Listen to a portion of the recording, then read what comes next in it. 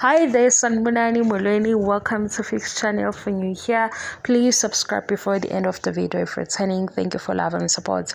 I appreciate you. Hey guys, izingane zesithembu kunento engathi hayibo ngiyibone laphaya kugirl lo ade khokhelwa inhlawulo ukuthi ke Mpumelelo wathatha isikhwama sakhe nayikhumbula indaba yesikhwama intombi le yaya isingasekho.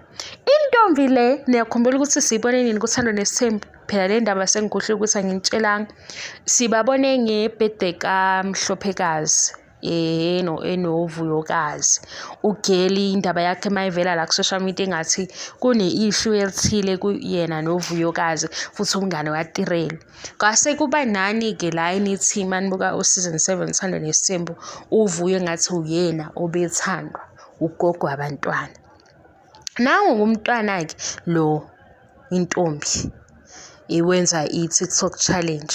Le TikTok challenge wenza izinto zalaphaya ku-Zeaworld. Angithi niyawazi ukuthi ku-Zeaworld zinjani into zakhona. Uthi ke kule challenge yakhe angizuyifaka ivideo nje ngizokukhombisa lokho nge-screenshot. Uthi ke evil mother-in-law, favorite daughter-in-law, yena ishuthi ke u-daughter-in-law oshawa ngempama engathi ushawa ngempama u-mother-in-law kuno favorite ukusho ukuthi u-favorite ngempela ngenzeka ukuthi ube yintandokazi, kube no-aunt o-right, kube no-sister-in-law o-evil futhi khona la. Uma lesihlanganiswa ke le challenge yakhe ngoba phela ubeyidlela ku-TikTok, mina nginento yokuthi lapha ku-TikTok kuyenzeka kube ne-list okwabantu abakujwayele abaclose nawe balokhu bethi ke accurate. How? Lo mntwana nisho ukuthi ubethe ugogo weyingane u-evil. Phela abazali weguys abanye ngenixoxela abayeke ukuba abazali kuyingane zabo kuphela bagcini kuyingane zabo kuphela. Omunye umzali uzofika ekubone uyingane phambi kwakhe enza into ebhedayo akukhuze. Wena masuhamba ngenta yokuthi mhlambe ke i-boyfriend yakho ubani uzohamba ngomqondo womjolo uzoba sengathi akakuthandi bekuhlukanisa nalelo soka lakho kanti umzali ubedlala indima yokuba umzali. Ngi-interpreta kanjalo lento ukuthi uma mhlawumbe yena engathi engeza ngokuthi uthole i-cold shoulder engabona yena kuyi-cold shoulder kanti ubesizwa ngoba ngenzeka ukuthi lo obeyintandokazi kwenzeke lokhu ngoba senomntwana ngeke ke yena bemhambise phambili sekukhona uma wengane ingane kuyeyabo uma wengane mhlawumbe bazomgona ngendlela ehlukile ukunaye si-interpreta kanjalo le. Kodwa abangani bakhe ngizothi abangani bakhe laba abakhomentayo abaclose abazothi accurate bathola indaba ethini noma ngabe wamthethisa mangabe kwavela into ukuthi wamthethisa noma ngabe ukuthi wamnikeza i-cold shoulder ngoba into esayibona lapha kuthando nesithembu sambona ugogo weyingane engasondeli kubona wathi nje into engenziwa uMpumelelo ngikhathele angizi wayimela le kude ekitchen sabona noma Khumalo noma Cele ababekhuluma namantombazana ayekhona uMangwabe ke yena waye late ngoba uMangwabe uhleze late kuze kufike kuMangwabe ke ubaba uMsileke secacisela uMangwabe ukuthi hayibo kwenzakalani naba abantu bakaMpumelelo ngalolu suku ke ethi ke uMangwabe uMpumelelo isihlahla senjani nina nasenayijika yonke lento nenza ngathi igama lokuthi sihlahla ubemchwenza kanti usihlahla noSibindi yinto amagama kaMpumelelo adlaliswa ngabo shuthi akhe asebholeni noma sebitsizweni into enjalo.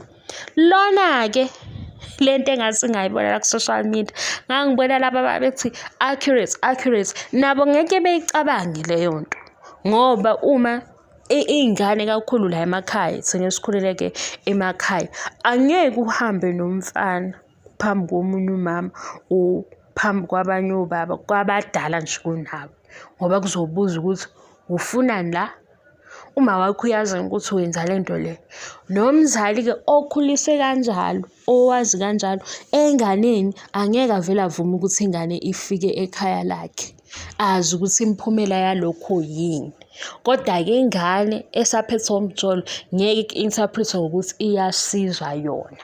Yona izophuma nokuthi cha-ke shuthi akangithandi uma wakhe. Yileyo nto enginobe ngithi hayibo ngizonitshela indaba kagele, akusiyo futhi indaba e-serious kodwa uyibambe leyo. Wena ungabona ngathi akakuthandi kanti uyakufundisa uma useyingane, ngoba akekho umzali ozovuma ukuthi akube khona ingane eyingane ezokwenza ingane ekhaya lakhe. Yebo leyo nto? Wena usuzothi hayi abangithandi kamfana. Hamba kini ufunde isikole, uqede isikole, uwenze izinto zabantu abadala, ube-ready unomqondo osangulukile. Uyabona? Angisakhulumi-ke ngantombazane-ke manje. Kodwa laba bethi accurate engathi bengayibamba leyo ndaba ukuthi mhlampe wayesizwa nje kule cold shoulder wayenikezwe yona ngoba ngababona nabanye kuthiwa hayi mhlampe waxoshwa yilokho. Nasi sesimbone ukuthi ngathi u-street ugogo wey'ngane akazwani nento ebheke eceleni, uhlezi esho ukuthi nje nonsense. Manje nibona ukuthi usengashayela ihlombe ukuthi wena usufikile-ke la endlini uze kweyakhe ingane, ekugcineni uzothetha amacala njengoba ewathetha. Hayi guys, nginikhumbulile kodwa ayihlangani lento yami yama-reviews ukuthi nani niyangithethisa, uma seningithethise ngibuye ngidide ukuthi kade ngenze njani. Yini e-wrong manje ngoba yiyo le ndlela esixoxa ngayo. Ngeke sikuthathe njengoba kunjalo ku-TV naku ku-social media, ngeke sikuthathe njengoba kunjalo. Kumele kube ne-twist, kumele kube nento ethi Fix SA, kumele kube namanga ami, kumele kube nokuhleba kwami ney'payisi zami nokuhleka kwami-ke. Eyokuhleka-ke ngiyaxolisa. Yazi eyokuhleka nami kumele ngiyibhekisise kimi ukuthi hhayi ukuhleka kwami akunciphe kuhambisane nokuthi neminyaka isikhulile. Kodwa-ke hhayi ama-TV shows awekho serious. Angifuni phela kube ngathi ngizoripotha iy'ndaba ukuthi selihlangene-ke ihora lesikhombisa sekuyashiwo ukuthi-ke kwenzakaleni e-Cape Town. Impela simi isimo sase-Cape Town, nakhu KwaZulu-Natal kuthiwa KwaZulu-Natal kuthiwa abantu abaqikelele, isimo sezulu asikho kahle. Uyayizwa ukuthi into ehambisana nokufunda indaba iqondile. Nakho bezoboshwa bonke-ke manje kuyatholakala ukuthi kuyaphuma ama-list ukuthi abanye abahlangene nalutho, abasiwo ngisho ama-assist bathole kodwa iy'mali. Kwenziwa njani? Bayaboshwa. Nakho kuvela nokuthi abanye babangani kanti bahlangene nge-corruption. Naba osopolitiki bafike becasuke la phambi kokuthi kanti bayafonelana eceleni bahlangene kuno-connection. Iy'ngane zethu ngeke ziyithole imisebenzi ngoba vele isimo sase-South Africa asisahambi kahle. Irenti hayi. Angithi ngixoxa nge-TV show leyo okubuye kukhulunywa izinto esithi hawu kuyo. Nami kufanele ngifike ngalowo moya wokuthi hawu.